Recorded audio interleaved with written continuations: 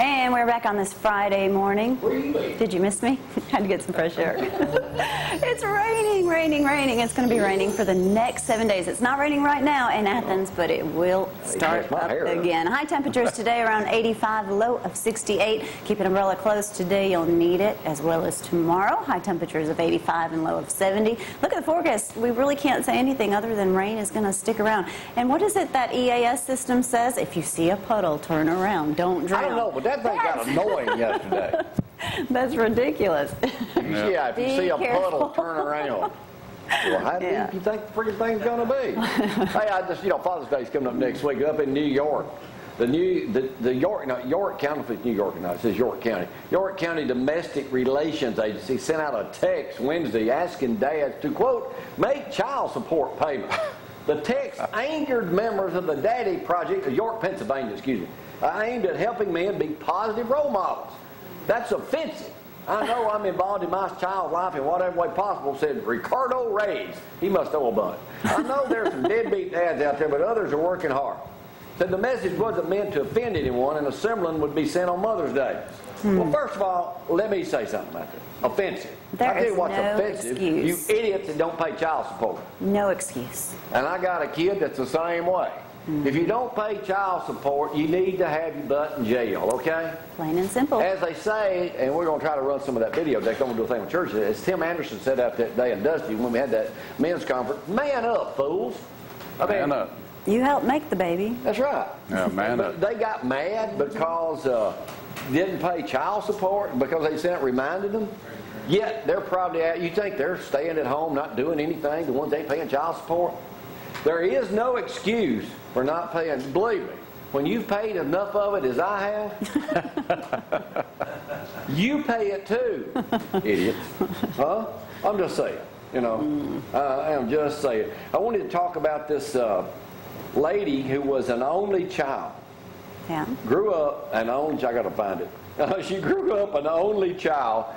She got married. She's 90-something years old. And it's talked about Father's Day, if I can find it. Brad, maybe you can find it before I can. I'm trying to find it. But anyway, the woman grew up her only child. She had 8 or 9 kids. They gave her 50-something grandkids. And she's also got, it's really been a great-grandmother of 91, raised an only child. Planned to become a nun. Well, evidently she changed that in a hurry. She's got between grandchildren, great-grandkids, and kids, 126 direct descendants. Really? Through her.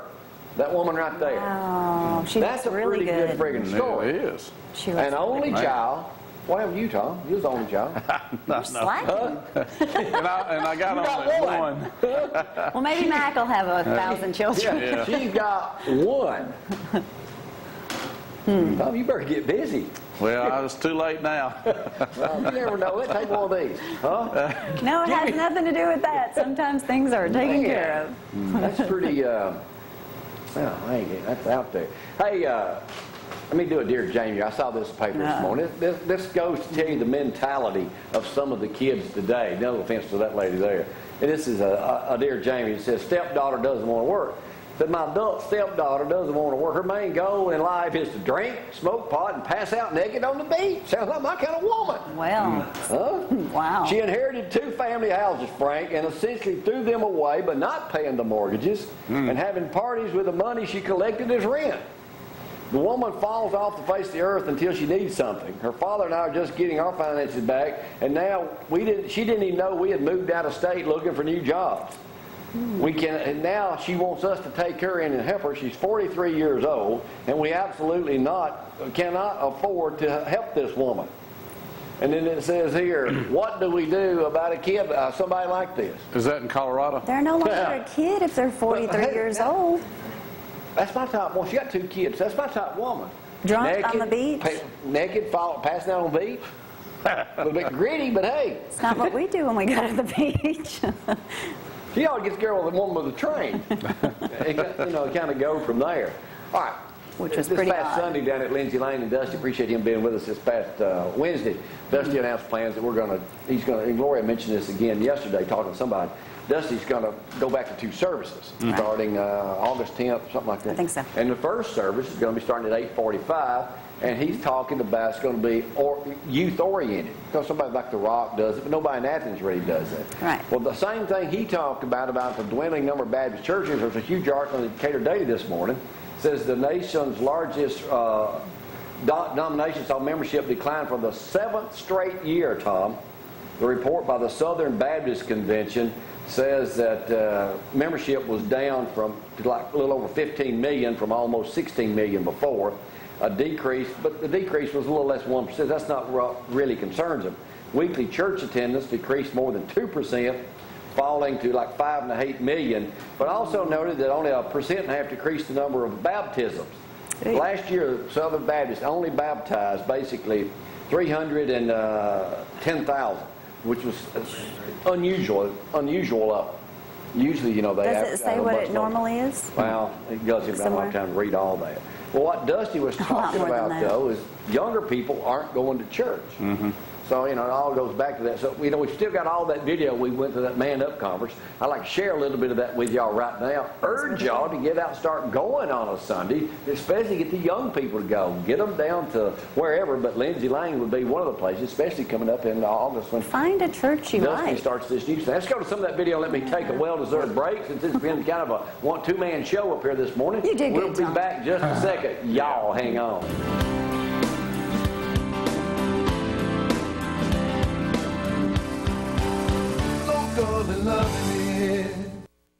Let me just say thank you for being here. As Pastor Tim already alluded to, you could be in a lot of places tonight. And I just want to say how humbled and how honored I am to be here. And I know Pastor Tim feels the same way. Just thank you for coming out on a Friday night on our 5th annual men's conference. God is blessing in these days, and we need to hear a word from God as men and husbands and Christians in these days, as grandfathers and fathers. And so I just pray today God would speak to our heart tonight. Amen. I appreciate all the hospitality we've had here at Clemens Baptist Church. Amen. Done a great job. Thank you, Pastor Tim. Thank you, staff. Dwayne and Glenn and all the guys. The music was just, I'm telling you, amazing and anointed. I appreciate that. Dwayne, thank you for that song. It just leads right into what I want to talk about tonight, us being a husband and a father. But I'd really appreciate the music tonight. I appreciate Clemens Baptist and Pastor Tim, my dear friend. I look forward to hearing him tonight as well. I appreciate Jerry Lawler, right? Jerry Lawler's barbecue, he fed us well tonight. Before Tim and I get to feed you, he's already fed us physically. So don't go to sleep, all right? That barbecue worked on you here in a minute. But I think, where's Jerry? Where's Jerry Lawler? He didn't leave, did he? He needs this message, so I hope he's here. Anyway, I appreciate Jerry. I appreciate all of you, and I want you to know that. The theme tonight is Man Up. Man Up. I was thinking about the video just then as I was looking at the way that the Father Time, I guess you could say, how we progress as we get older and we change a lot of changes, wasn't it?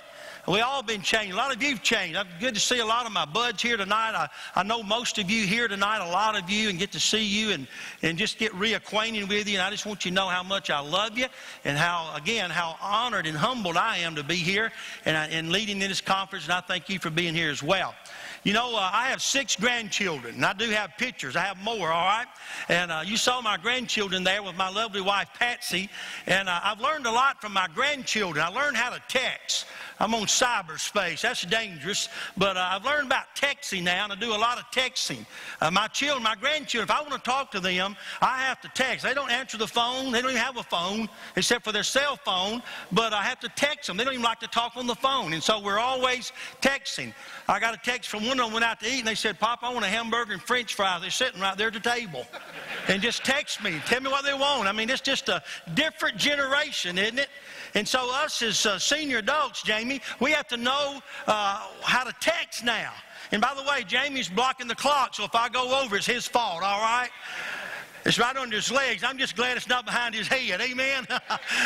Anyway, I love you, Jamie and Roy. Good to see them here tonight. But, you know, and it's texting for senior citizens. I don't know how many of you claim to be a senior citizen tonight, but you better get in this texting mode. You better learn how to communicate through the technology and the cell phones and all of this. And so when I'm texting my grandchildren, they use these abbreviations.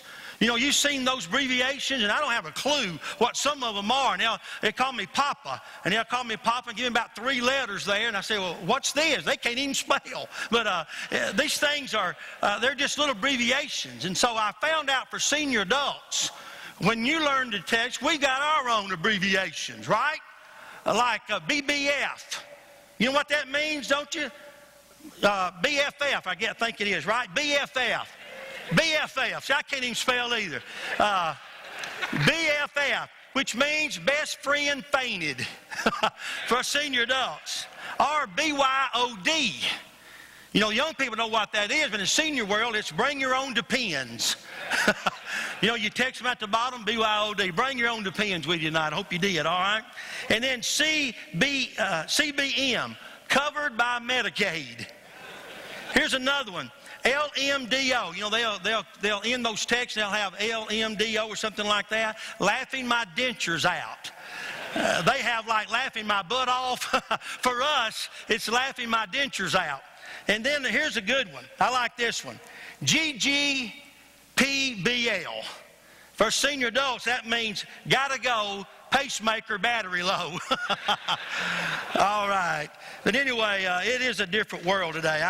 I pray as we man up tonight, we need to man up in the good times. We need to man up in the bad times.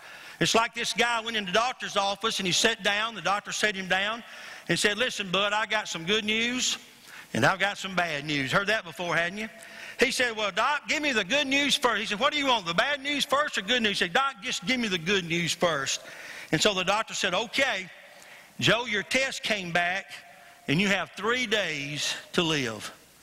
And Joe was just shocked, man. He's about to fell out of his seat. He said, Doc, that's the good news? For heaven's